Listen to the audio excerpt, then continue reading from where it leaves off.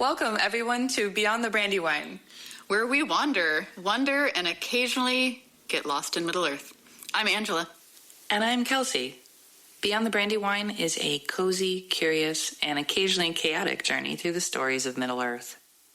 Join us as we laugh over the odd bits of lore and follow tangents like hobbits chasing second breakfast. We're here to explore the places where the map fades and the questions get weird. Today, we'd like to welcome you to our very first episode, which we've aptly named A Long Expected Podcast. Took us long enough, right? But we're finally here to dive deep into the vast and sometimes wonderfully strange world created by our favorite, J.R.R. Tolkien. Since this is our very first episode, we figured we'd share a little bit about us. We are two lifelong friends and Lord of the Rings nerds who want to share our random thoughts and tangents on Tolkien with the world. You're welcome. I masquerade in the tech corporate world by day, but my true love is all things fantasy and folklore. I won't say how many different editions of Lord of the Rings I have, but the answer is, honestly, you can never have too many. Tolkien has been a deep source of inspiration to me since my childhood, and I've sought refuge in his words and worlds countless times throughout my life. Yep. Yeah, I definitely have Kelsey to thank for exposing me to the world of Tolkien way back in high school, and it's become the world that I live in when I'm in my head. I saw The Fellowship of the Ring over 10 times in theaters. In costume. Actually, yes, at least once in costume. And I've seen them all countless times since, multiple times a year. I love learning all about Tolkien's world and all the life lessons it has to offer.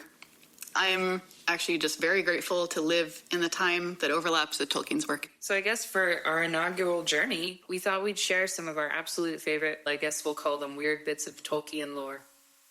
The ones that spark the most questions or kind of lead down those random conversations with your friends when you've got nothing else to do. I mean, they're all a little weird, but there's one guy that's kind of like the weirdest. Eccentrically weird. Would you say he's the eldest and the weirdest? He's older than everything that I can even think of. I've been Tolkien to think of too at this point in time. I mean, I think for me and for others, if we're talking about weird bits of Tolkien lore, it's got to be Tom Bombadil at the top of the list. Tommy Bombs. Blue coat, yellow boots. I mean, I shouldn't call it Tommy Bombs, but that's what I like calling him. So we're going to stick with that for the rest of the... Old Tommy Bombs. Yeah, we talk every weekend. So, me and Tommy Bombs. Tommy Bombs. Bath Tommy Bombs? Does he? Yes, that should be a new brand. I feel like the Tolkien estate would have something to say about that. Copyright. We have to look into that. You might have to. It's funny, too, because I feel like there's so many places in this where you're like, oh, what are the strange bits of lore, strange, weird things in Tolkien's world? And it's Tom Bombadil at the top, whether it's other podcasts and YouTube channels. And he really is sort of the ultimate enigma in Tolkien's works, right? So for anybody who's seen the movies, you're probably asking, who on earth are we talking about? Who's Tom Bombadil? And you're not wrong, because he's not in the films at all. He doesn't make an appearance in the trilogy, but he's pretty central in some of the early chapters of Fellowship of the Ring. Central, yes, but also to the grand story, kind of pointless. See, but I wouldn't say pointless. Not pointless, no. It serves a point. He's beloved, though, even though they kind of like meet him and then continue on, and it's like, who even was that guy? Yeah, no, I think at surface level, there's very much that was weird. Moving on, right? Like that happened. But also, so glad he's in there. I would I don't like to steal, but I would steal his house. No, I just want to live there. You would eminent domain Tom Bombadil's house. No, I couldn't steal Tom Bombadil's house, but I really want his house. We just timeshare it. Maybe he's not there all season. Yeah, it's like, can I just live here too? Well, I mean, I think also for folks who are still wondering who we're talking about, we should probably give a little background. Like Tom Bombadil, he kind of crops up early on in the chapters of Fellowship of the Ring, and the hobbits, pretty early in their journey, they've left the Shire. They're in the Old Forest, which borders the eastern border of the Shire, and the things go wrong pretty quickly. Trees try to eat them. We'll just kind of the Cliff Notes version is it doesn't go very well. And by pure luck, I've read it a few times, by pure luck, this weird, jolly, dude is like wandering through the forest and collecting water lilies and singing, and just happens to hear the muffled cries of the hobbits who are being eaten by a willow tree. Was it by accident? I guess it was.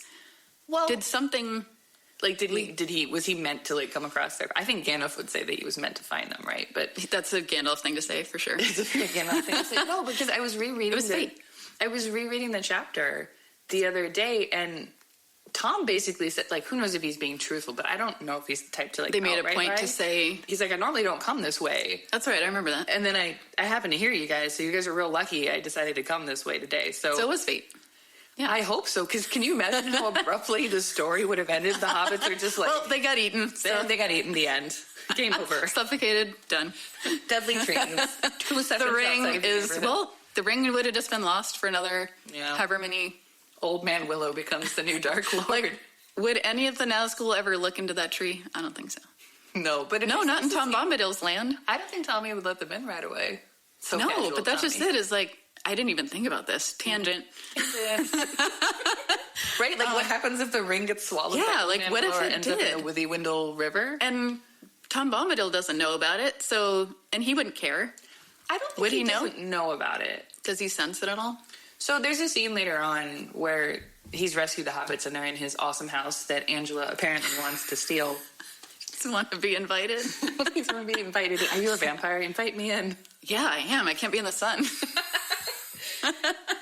Yeah, but it's funny, right? So I think in rereading the text, and I really should have had it in front of me for this bit, but Frodo, I don't know what triggers it, but Frodo decides to put on the ring to, like, hide in the middle of conversation, and Tom's like, what are you doing? And like, Frodo kind of has this... Come on, wait, cut it out. See me? He's like, stop it. And I think Frodo is genuinely like... Oh, yeah, he's like, wait. You can see me? Yeah. And then there's this whole thing with Tom taking the ring and tossing it around. Like, isn't Frodo like pissed off about it too? He's like anxious. He's like that kid being like, don't drop, don't lose it. Like, why did you? Or it's like a volunteer from the audience with some magician where they're like, what are you doing with the thing I just gave you? But yeah, Frodo has this moment of, holy crap, give me my ring back. And Tom's just like, ah. Then he makes it disappear and Frodo almost has a heart attack. Yeah. He's like, what the heck? This is my one thing. This is my quest. And Tom's kind of like, just kidding. Here it is. Here it is. But I think he knows of it in a sense. Like, he must have sensed what it's doing in the world, almost like the darkness creeping back in. It's not really said in the book. No. Because that's also maybe... That's how he even ran into them in the first place, if he was sensing it a little bit. Yeah. Or if he did really just run into them, maybe he can't. But that's an interesting thought, though. I never really thought about it before. That what if the tree swallowed them, Tom Bombadil never came by, and it just lived in the tree for... Gandalf. It would have taken thousands more years. Gandalf was like, I was so close. Poor Gandalf. These hobbits. Full of us. Full of it.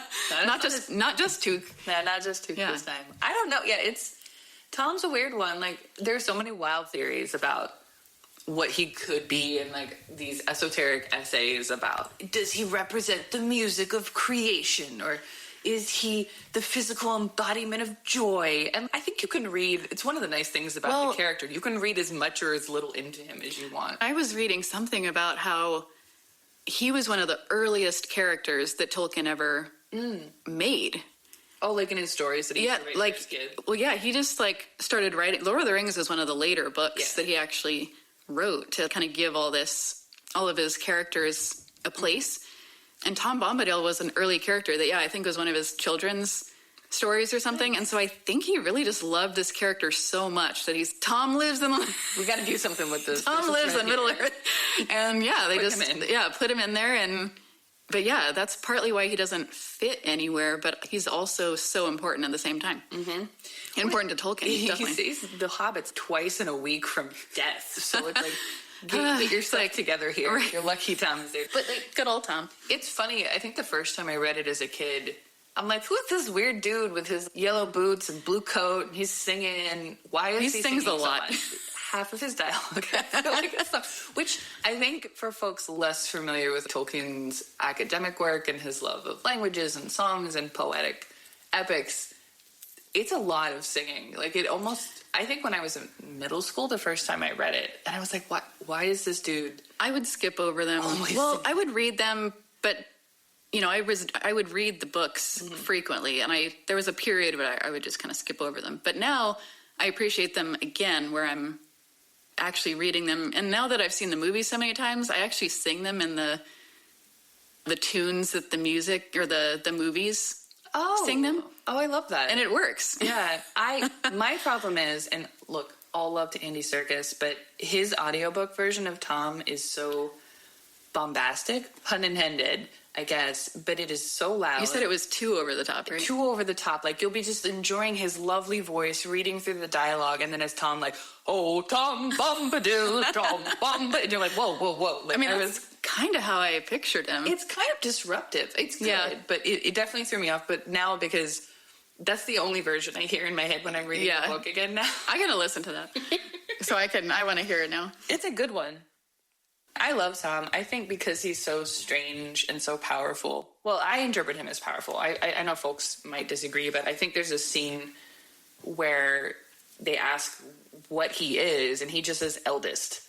Yeah. Which is like kind of a mic drop. If you think about it, you're like, what are you? Like, I'm the eldest. NFI. That's all I'm going to tell you. Firstborn. Like, but not like before the world, before the universe, before time itself. Yeah, like if there was nothingness but Tom. Like it's just Tom. Just yellow boots drifting through the cosmos. Right. It's that scene from 2001: A Space Odyssey with the giant monolith descending down under Earth. Oh, yeah. It's just Tom into Middle Earth. No, I think he is powerful, but there's not enough written about him to even really say. No. But he's got his little corner. The lovable character that's both all powerful and just a mystery. Well, I think his power, magic, whatever you want to call it, really shows through when he saves the hobbits both times, because the first time, right, they're being consumed by this, like, evil, angry... And just his singing. Willow tree, and he literally just sings them out of it.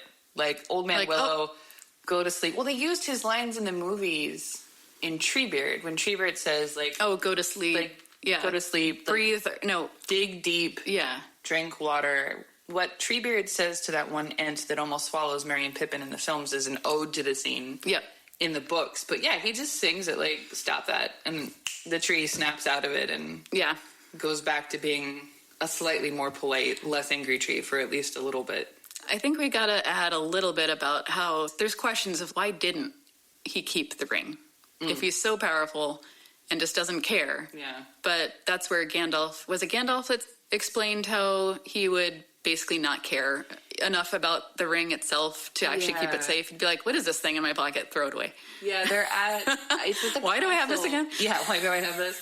They're at the Council of Elrond, and they're discussing options for getting rid of the ring. So they did think about it. They thought about it, and I don't know... I think Elrond brings it up. He's like, well, what about Tom? Yeah. And Gandalf is like, nah, he's not serious enough. Like, trust me. He's like, too ADD enough. He's ADD. Like, he's like, he'll lose it, or for what he has is it.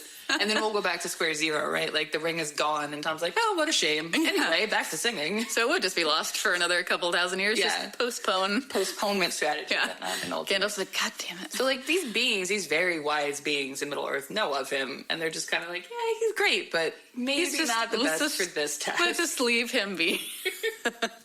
So he gets a shout-out at the Council of Elrond, but... Yeah. Yeah, he's... I don't know. Like, I love him. I can see why they didn't put him in the movies, even though I would definitely appreciate if he was at least in the extended editions for a little bit. He's probably in those hours of footage that they have stored under a vault somewhere in Arizona or wherever it is, that they're just like, yeah, we have another 13 hours of film that we're never going to release. Yeah. Give me the Tom Bombadil. I want all of those hours. Show it to me. Plot twist, it's just Tom Bombadil singing for 13 hours. I mean, every song, ever sung. I don't know. I like the mystery of him, but I think the part of me that wants to know about every little thing in this universe is like, but who is he, right? Like, was he made by the creator? Did he just kind of exist? I do think that part of that mystery is why he's so captivating at the same time. Like, if we knew too much about him, I don't know if it would have the same draw. Evil, something to be. Yeah. Imagine. But yeah, I want to know what Tom was up to the last couple ages. I know there's a lot of controversy with the new Rings of Power show where they were talking about... Like, I'm glad they put him in there. I'm glad they had him in there too. But for those of us that only know him from the books, it's like, wait, what is he doing out in the desert? But yeah, if he's been around for that long, Yeah, like he's gotta be somewhere. I feel like he would get bored if he just stayed in this one little pocket. He doesn't seem like the type that would get bored, though. He's too grateful. Yeah. I feel like he'd be very content. Tom's just happy to be But here. then again, if you're there for that many years, yeah, you've probably been around everywhere and lived there for a long time. Well, and I don't remember if it's in the Lord of the Rings appendices or the text itself, but they talk about the old forest where the hobbits encounter him used to be a much larger. It's basically that little pocket of the old forest. That's like what's left. And then the forest that those of you who've read the books and seen the movies, the Fangorn forest that we come across in the Two Towers, which were they is connected? Very old. I don't think they were connected, but they're like these two remnants of these. That's all that's left of really, really ancient forests. Gotcha. In the Third Age. Yeah. So, and they do have similar lively trees going on in there. Yeah, there's a feisty tree situation going on. Is that a good transition into huorns? I think so. I never say this word right, so I'm going to completely. Did I say it right? Well, how do you say it? Is it the huorns? Huorns, huorns. Is it the O or U that's first? I need to look at you. it. Huorns. We're going to take a technical pause while we explore the pronunciation. Not huorns. I don't think huorns. You're such a horon. Yeah. Huorns. We might have to come back to that. What did I say first? Huorns. Mm-hmm. Huorns. I think it's the huorns. Huorns. Huorns. Anyway. If you say it enough, it'll sound weird. I know, it's sounding weird now. What are they?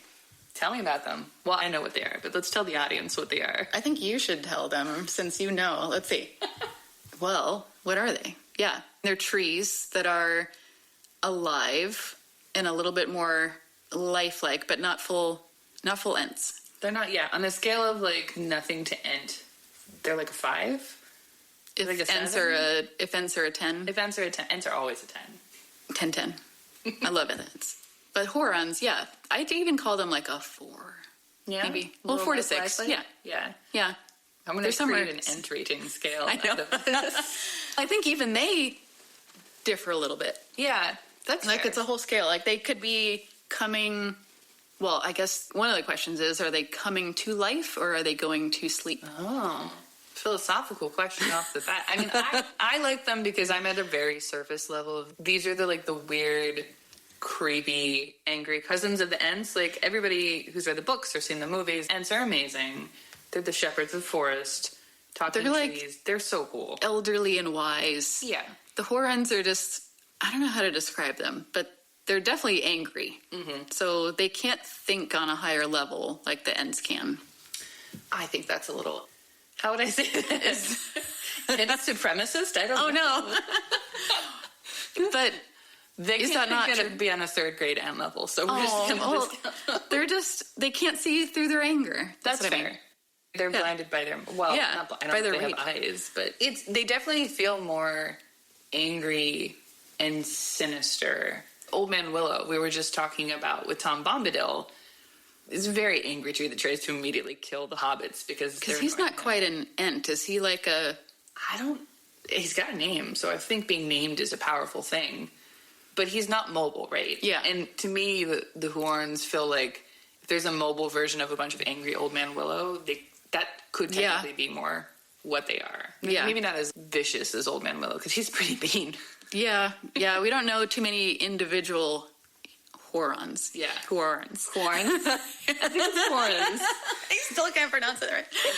But we don't know any of them individually, so we don't. Yeah.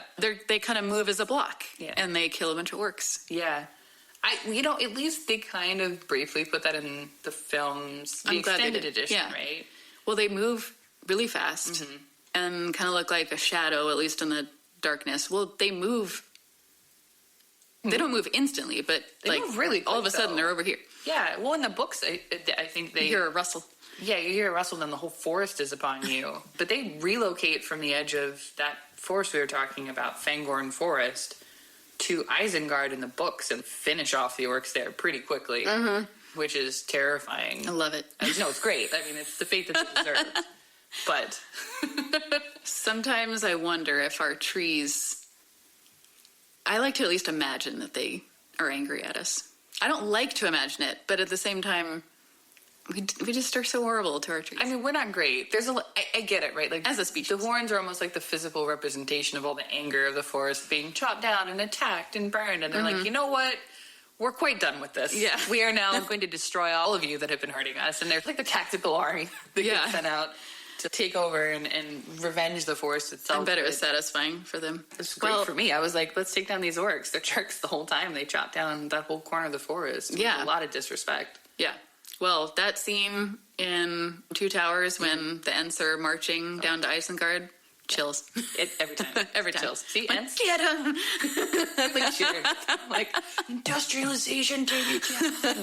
No, they're always a 10-10 for me. This is why we love the Ents. But the horns specifically, it's interesting for me that you talk about the sense that the forest is alive, because honestly, the first image that conjured up into my brain when you said that was that scene in The Wizard of Oz where, like, Dorothy realizes the trees aren't friendly and they start to attack her. And in the grand scheme of things, like, that came out before Lord of the Rings, right? You sort of have this person walking in a forest and the trees are angry. Like, they're throwing down, I don't remember if it's apples or something at her. I don't fully remember that scene, but she's basically attacked by, like, these angry trees. And I think it's implied in the movie it has something to do with, like, the Wicked Witch or whatever, but, like, the sense of a forest kind of thing, like, take that, and, like, almost chasing you out of their territory. It feels very much like the horns in the books. Well, I mean, I've been in a lot of forests, so some of them do give you that kind of creepy feeling, you know, if it's dark and just a lot of moss around. Very, like, Blair Witch vibes.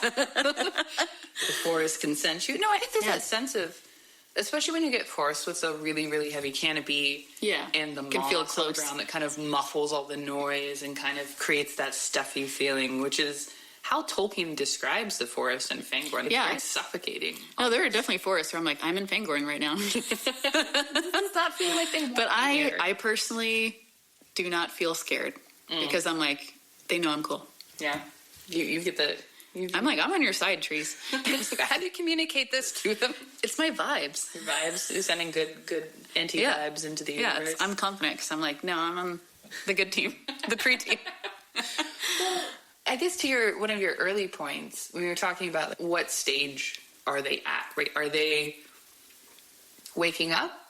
Are they going back to sleep? Have they, like, evolved to Ent and then regressed? Where do you think they are at? Yeah. I kind of feel like it could be both ways. I like thinking about it both ways. I now don't remember what I said about it.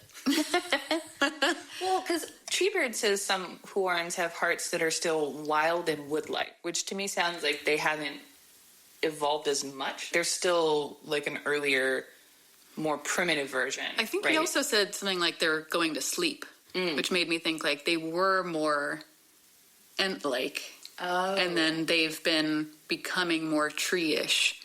I remember that from the books. It made me feel like if we just listen to Tolkien's words in the story, they're going from more Ent-like to more tree-like. But I don't know if they could come back.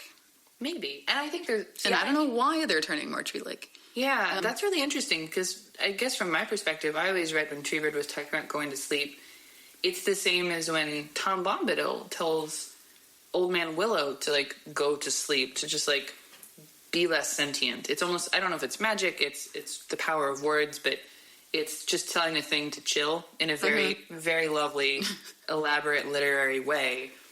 And I read it as these things are doing things they shouldn't be, so going back to sleep is just like a shh, right? Like, chill. But they're still sentient, I guess. Yeah. Is that what you mean? Okay. Yeah, they're just more dormant most of the time instead of randomly attacking hobbits or whatever creatures happen to come across their root system. Oh, random thought. Yeah. I just remembered the Entwives. And where the hell are they? Well, you remember them. The Ents don't remember. Well, yeah. Where the Entwives are. Like, what do they even look like? No, this makes me sad. We're going to talk about this. I feel like we got to. Okay. Was this not the right time? No, we could do it. We could do it. I need to, like, mentally prepare my heartstrings for the sadness. I know. That is They're somewhere. I want there to be a whole another movie or adventure to find the Entwives. Like, where are they? Are they even in Middle-earth? I hope so. If they're not, it's going to be really hard reuniting them with. Well, I guess, yeah, they couldn't the tree cross an ocean. No, well, we don't know. Maybe they're also blessed by the Valar and have been sent a specific ship that is like soil in the lower decks. They were like, hey, Entwives, we know you've been through it. Your men completely forgot about you and lost you. That's not how you should be treated. Who doesn't want a garden? Is a trip to an everlasting garden on the other side of the ocean. Yeah. Well, yeah, to anybody that doesn't know, the Entwives are all about gardening. Mm-hmm. And the flowers and the vegetables and the tended fields, and the Ents were like, what, wild forests only? Maybe. Well, it feels like, at least in the brief descriptions I recall and some of like, illustrations and stuff, the Entwives are represented as the female of the species. Yeah. So they're like the flowering, fruiting trees, right? But yeah, they needed a different land, I think. Mm-hmm. And the Ents were pretty much like, no, we want our wild forests. Yeah, they describe it as the garden of the Entwives, wherever it is, somewhere east of the Anduin River that no longer exists. That's such a sad fight. It's just, but maybe typical. One crazy sings about it. He sings this really lonely song to Merry and Pippin, the two hobbits he picks up, about the Entwives and come back to me. It's come really, back to me. Yeah, I can't do my John Rhys Davies impression right now. But yeah, you feel so sad when... And say my land is best. I don't think you paused long enough. You're right. And say my land is best. Exactly.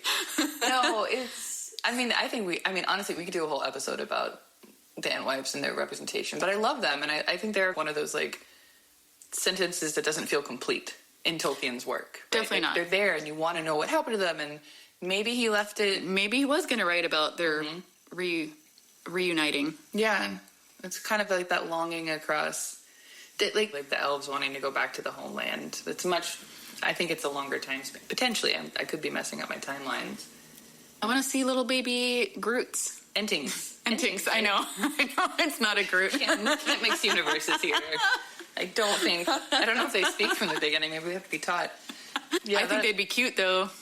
Oh, I'm sure they'd be adorable. I want more Entings in the world. Just send them to the Shire. There was a theory that the Shire also could have been someplace the Entwives would have been. I could see them hanging out there. Like a really good... What if they were there the whole time and the hobbits are just like... Oblivious? Yeah, they would be. Yeah. They're just too busy eating and drinking. I don't know. Smoking. And smoking.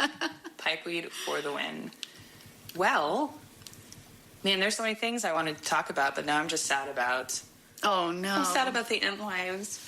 I'm going to have to, pour one out for them. Well, I can drink some sparkling water to them. To the Entwives. To the Entwives. May they find each other. May they be found.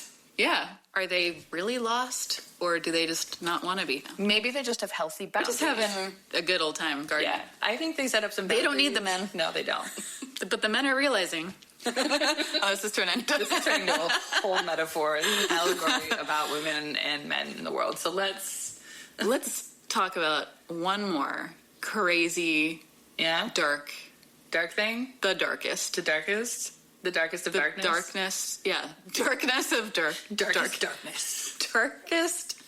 Okay, the darkest darkness. The void, if you will. The void, yes. Wait, not your void. Oh, not my void? Not your little kitty void, but the void. Oh, yes. No, not my little black cat. I was like, my void. I was like, I have a void in my heart? Rude. Do I get to tell the story about my favoriteest thing in the first age? Yes. Okay. Lead it away. Oh, my gosh. Let me take you guys way, way back to the first age. And for those of you who haven't read The Silmarillion, you won't know what's going on, but bear with me. The ultimate... Well, you know of her baby, which... Yeah. Spoilers. Sorry. Go ahead. Okay. So let me set the scene. We're in the first age. The ultimate villain, Morgoth, who is Sauron's boss back then. He's the big bad, right? He is the ultimate villain. He has an equally terrifying villainess, I should use. Yeah. Yes. This giant primordial spirit. I don't think he's straight spider. Named Ungoliant. And then what Angela was alluding to was Shelob. Her little baby. Her little descendant. Yeah. Is still dark. A fraction of how big and terrifying and evil Ungoliant was. And this is absolutely one of my favorite, like, weird, terrifying moments from Tolkien's lore. And it's a shame because it's such a short bit. I think like a couple paragraphs in Silmarillion, but it's always stuck with me. It's something so scary that it terrified the scariest being in Middle-earth. Morgoth. Like, this is the guy that is, like... Made him scream in terror. Yeah, he's dominating orcs. He's destroying the First Age. So he and his new best buddy, Ungoliant, go to the Undying Lands, which is, you know, on the other side. Where the elves... Where the elves... The Valinor. Exist, and the gods are there, and it's lovely, and... Like heaven, basically. Yeah, like heaven, right? But, yeah, it's cool. And they have these 2 trees that are the sources of light in the world. They're like gold and silver, right? Gold and silver. Yeah. Beautiful. Jewels of creation. Everybody loves them. They flower each day. It's a whole thing. It's beautiful. It's amazing. Beautiful. It's wonderful. It's the best trees you've ever seen. And for whatever reason, that really annoys Morgoth. And he's like, I'm going to stick it to them. Yeah. I'm going to destroy their 2 favorite trees. How dare I know. Leave the trees alone, guys. See, why do you hate the trees so much? So he and Ungoliant, the spider terrifying thing, sneak into Valinor. They, like, destroy the trees, and Ungoliant, like, literally sucks the life out of them and becomes bigger and stronger and gorges herself with all this magical light power. I can't even imagine how big and horrible and... Right? Like, if you do not like spiders, skip this section because it is not going to be for you. If this turned into a movie, But yeah, she sucks the life out of the trees. They destroy the trees, and then Morgoth goes to steal these 3 jewels, which are the other, like...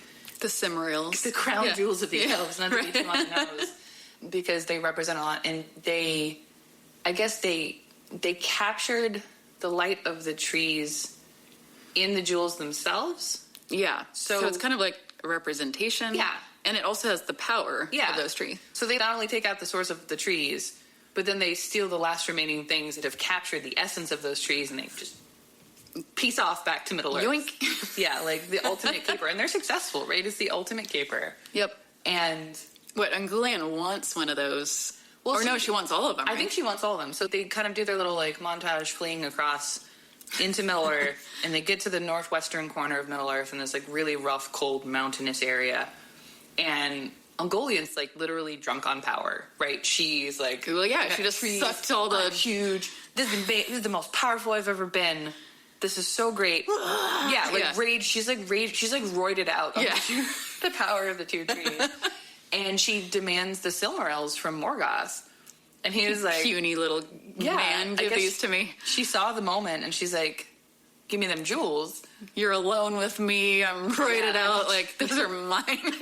Cornered in the middle of nowhere. Give me them jewels. And Morgoth is like, no. He definitely he tries to refuse. And remember, this is supposed to be like the most bad evil guy. Like Sauron times a million. Well, maybe not times a million, but like worse than Sauron. Yeah, he's like a fallen god who's turned into the worst guy in the universe. Yeah, super evil.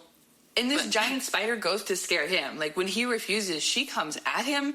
She starts attacking him. She's trying to suck the life out of him and stealing jewels. And Morgoth... I love the visual of this, though. Like, continue. I mean, we love a good, powerful woman. Like, I'm not going to no, just... You're about to get to it. I'm reacting before you even get to it. His scream. Talk about his scream. We don't love a good, powerful... No. Put a pin in that for powerful women. Yeah. His scream, though. Yeah, he screams. So she attacks him. I don't know if that's what... It's not even high enough, I don't think. Maybe. I picture it so girly. Yeah. It would be really funny if he secretly had a very girly stream. That's how I picture it. But yeah, Ungoliant attacks Morgoth. He screams in terror so profoundly that it, like, echoes in the mountains in the entire mountain range is just filled with his screams. Like, it is... The spider's attacking him. He thinks he's going to lose the Silmarils. Everything is going haywire. And then, but the hair of his dark chinny chin chin, he screams so loudly that the Balrogs... Like, and how many of them? I don't, like, a 10? lot of them. And again, flash forward, everybody knows the Balrog from the movies, and it's, like, the one thing, and it's so terrifying, and it takes out Gandalf. This guy had a Praetorian guard of multiple Balrogs as his special like, they come forces help him. almost. Yeah, like his, they hear personal his bodyguard vibrating screams through the mountains. And they're like, hey. Yeah, somehow they book it, fly, teleport. I don't even know. Yeah. But they show up and save him in the nick of time, and they make off with it. But, like, again, this image of this primordial spider out of the void that is so terrifying and powerful that it makes Morgoth scream. Like, we'll go with Angela's version, like a little girl. Is just so astounding. And then that's it, right? Like, there's no... That's all we hear about it. Yeah. Yeah, and she just, like... Where does she go? Yeah. She makes her way Well, she makes south. the baby somewhere. Yeah. Well, we didn't get into Or, that. yeah. Yeah. I don't know. We don't know how that happened. I don't want to know how that happens. But yes, she makes her way south. She makes her way through Middle Earth. She leaves descendants such as Shelob. And I think that the spiders in Mirkwood also might be like distant descendants of her. And she like does her thing and makes her way. And then I guess she gets to the edge of the earth and she's just like, there's nothing that can fulfill my hunger for everything I want. I need more darkness. So she like goes into the void again, which again, not very well explained. There's not a lot on the void that's like outside of the world. Right. And she goes there and she's kind of another mystery, I guess. So it's just like, where did she come from? Where did she go? Where did she come from? God, Oh, no. Did not mean to do. Where did she come from? Yeah. We're gonna make the Ungoliant song. We're gonna make the bluegrass version. Yeah, yes. she gets so tripped up with this roid ragey power that she kind of like rages her way across Middle Earth, ends up in the void, and eventually it's described that she just eats herself.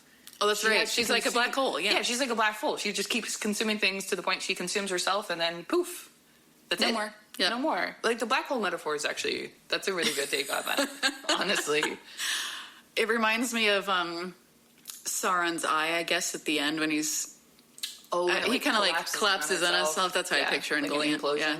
But maybe, I guess, slower. Yeah. I don't know how you just like slowly consuming. I don't know. I'm not going to get into the intricacies of that, but anyway, yeah. Yeah. What a cool story, right?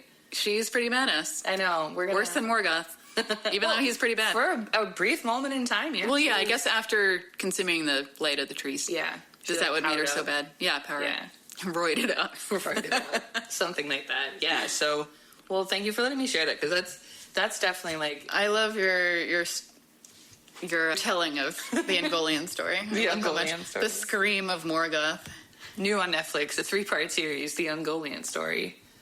I know if they ever made that part into a movie, it wouldn't be a girly scream, but for me, it will always be a girly scream. We need to undermine him a little bit, which I'm not mad about. Like, he was so caught off guard. Like, that's a great mental image for Morgoth in the middle of the mountains. Yeah. That's shrieking just... Get away from me, spiders. Maybe you really didn't like spiders. Oh, man. That was great. Do we have any other weird things we want to share today, or are we happy with... Well, right this second, there's always going to be... There's always more, but my brain is blank. Good. I think we're talked out. Our brains are like Ungoliant. They just consume themselves at this point in time. I think so. Well, that was fun. We wandered. Some tangents. We wondered. Yeah. I mean, I think we've barely scratched the surface. There's just so many we're not done. places to go and tangents to explore in future episodes. Which, honestly, this is the end of our podcast, which I guess brings us to our call to adventure. If you enjoyed wandering with us today, please feel free to subscribe to Beyond the Brandywine on Spotify or wherever you get your podcasts.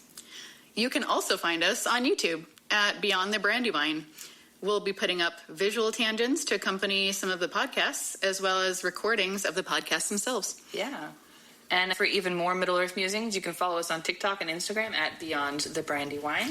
Find some memes and some reminders of when the next episodes will be. Plus, you can find all of our links and more at beyondthebrandywine.com. I know. We've really gone with the brandy here. We should get some brandy. Brandy for Brandywine. Some fake brandy. Some Hobbit light brandy. Well, we'd love to hear your favorite weird Tolkien lore. So if you have any thoughts or comments on the podcast, feel free to reach out to us on socials or email us at hello@beyondthebrandywine.com. What was that again? hello@beyondthebrandywine.com. Thank you all so much for joining us on this long-expected podcast journey. And until next time, remember, don't be afraid to wander beyond the Brandywine.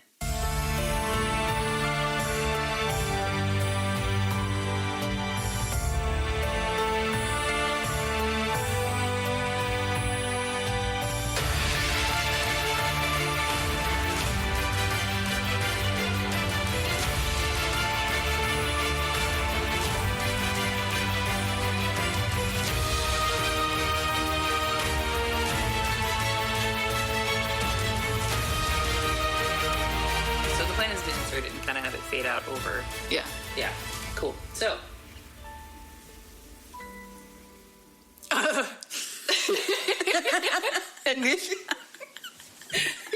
Gollum has entered the chat. Gollum's got a 50 cough there. Yeah, he's going to work on the sound editing there. Anyway.